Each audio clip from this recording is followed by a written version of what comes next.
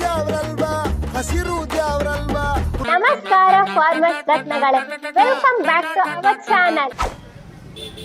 ಮಾರ್ಕೆಟ್ಗೆ flower bunches ತಗೊಂಡು ಹೊಸ ಗಿರಾಕಿ ಬಂದವಳೆ, ಅವಳನ್ನ ಲೂಟಿ ಮಾಡ್ಲೇಬೇಕು. ಸರಿ, ನೀವಿಬ್ರು ಮೊದಲು ಹೋಗಿ ಅವಳ ತಲೆಯಲ್ಲಿ ಅವಳು ತಂದಿರೋ ಹೂಗಳಿಗೆ ಬೆಲೆನೇ ಇಲ್ಲ ಅಂತ ನಂಬಿಸಿ, ಆಮೇಲೆ ನಾನು ಬರ್ತೀನಿ. ಏನಮ್ಮ ಹೆಂಗೆ ಒಂದ್ ಬಂಚು? ಸ್ವಾಮಿ, ಮಾರ್ಕೆಟ್ ರೇಟ್ 50 ರೂಪಾಯಿ ಇದೆ, ನೀವು ಕೂಡ ಅಷ್ಟೇ ಕೊಡಿ ಸಾಕು. ಏನಮ್ಮ ಈ ಹೂ ಎಲ್ಲ ಬಾಡೋಗಿರೋ ತರ ಇದೆ, ಈ ಹೂಗಳು 20 ರೂಪಾಯಿ ಬಂಚ್ ಹಂಗ್ ಕೊಡ್ತೀಯಾ? ತಗೊಂತೀನಿ. ಇಲ್ಲ ಸ್ವಾಮಿ, ನಮ್ ಖರ್ಚು ದುಡ್ಡು ಬರಲ್ಲ ಇದ್ರಲ್ಲಿ. ಕೊಡಂಗಿದ್ರೆ ಕೊಡು, ಇಲ್ಲ ಅಂದ್ರೆ ಬೇಡ. ಇವುಗಳಿಗೆ ಜಾಸ್ತಿ ಆಯ್ತು. ಏನಮ್ಮ ಹೆಂಗೆ ಒಂದ್ ಬಂಚು? ಅಟ್ಲೀಸ್ಟ್ 40 ರೂಪಾಯಿ ಬಂಚ್ ಹಂಗಾದ್ರೂ ಕೊಡಿ ಸ್ವಾಮಿ. ಏನೋ ಅಂತ ಚೆನ್ನಾಗಿಲ್ಲ, 15 ರೂಪಾಯಿ ಬಂಚ್ ಹಂಗ್ ಕೊಡು, ಇಲ್ಲ ಅಂದ್ರೆ ಬೇಡ. ಏನಮ್ಮ ಹೆಂಗೆ ಹೂವು? ಏನು ನೀವೇ ಬಂದ್ ರೇಟ್ ಕೊಡಿ ಸ್ವಾಮಿ. ಸರಿನಮ್ಮ, ಆಯಿತು. 25 ರೂಪಾಯಿ ಬಂಚಂಗೆ ಕೊಡ್ತೀಯಾ? ತಗೊಂತೀನಿ. ಆಯ್ತು ಸ್ವಾಮಿ, ಅಷ್ಟೇ ಕೊಡಿ. ಎಲ್ಲ ಬಂಚಸ್ನು ತುಂಬ್ಕೊಳ್ರು. ಹೂವು 80 ರೂಪಾಯಿ ಬಂಚ್, 80 ರೂಪಾಯಿ ಬಂಚ್.